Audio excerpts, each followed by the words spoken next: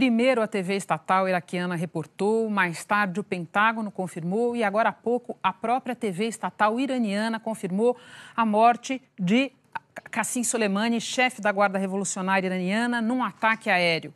Vamos explicar aqui, para começar a nossa conversa, quem é Soleimani, um dos homens mais poderosos do Irã, considerado um herói no país e, ao mesmo tempo, tratado por adversários como responsável, como a figura por trás de ataques em vários países do mundo. Segundo a TV iraquiana, o bombardeio foi no aeroporto de Bagdá e comandado pelos Estados Unidos.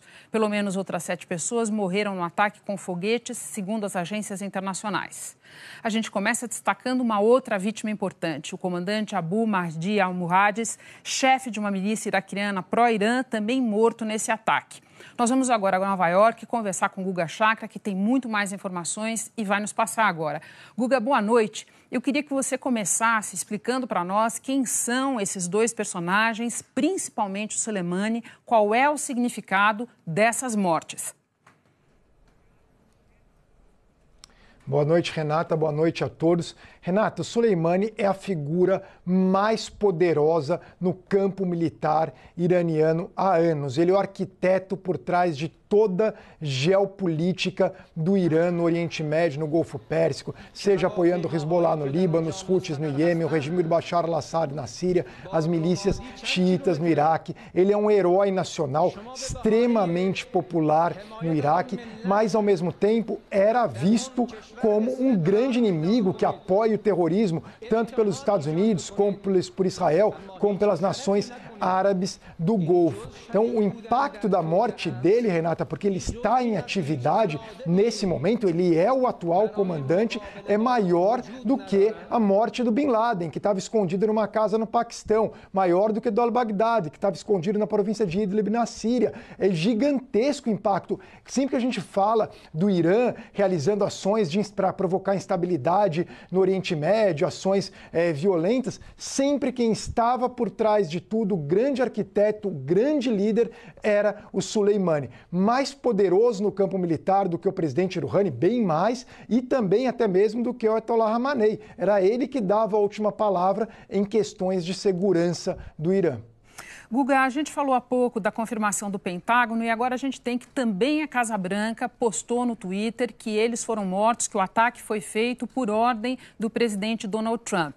E o Pentágono já saiu dizendo que foi uma espécie de ataque preventivo porque eles tinham informações de que outros ataques estariam sendo preparados contra alvos americanos, contra pessoal americano no Iraque. O que a gente sabe a esse respeito, Guga?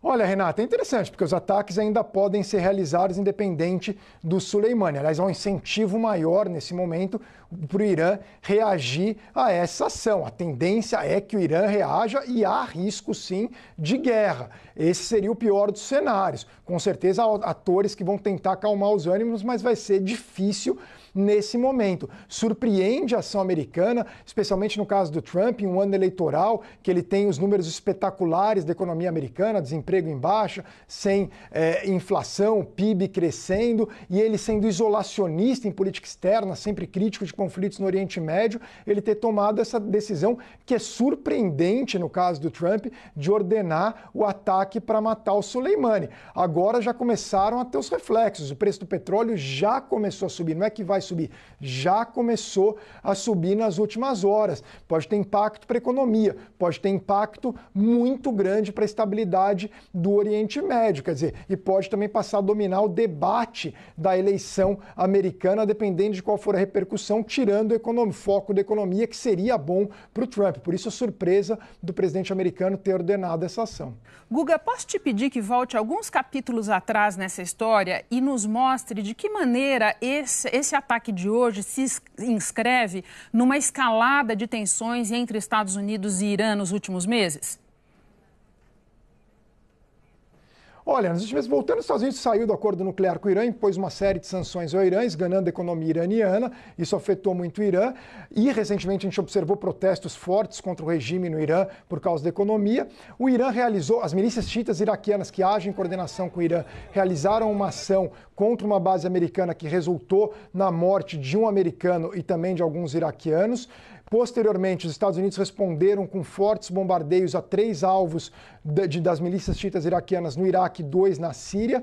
Aí houve uma espécie de invasão do complexo onde está a embaixada americana em Bagdá, a gente está observando as imagens, colocando em risco o corpo diplomático americano, mas esses manifestantes acabaram saindo, provavelmente uma ação coordenada pelas milícias xiitas iraquianas e pelo Irã, e agora a gente observa essa ação que matou tanto esse líder das milícias xiitas iraquianas, como também o Soleimani, que é o homem mais poderoso, era o homem mais poderoso no campo militar iraniano. Agora vai ter uma resposta iraniana, muito provavelmente, Renata. Guga, por fim, você falou, as consequências nós já estamos vendo. No que você acha que a gente deve prestar atenção nas próximas horas?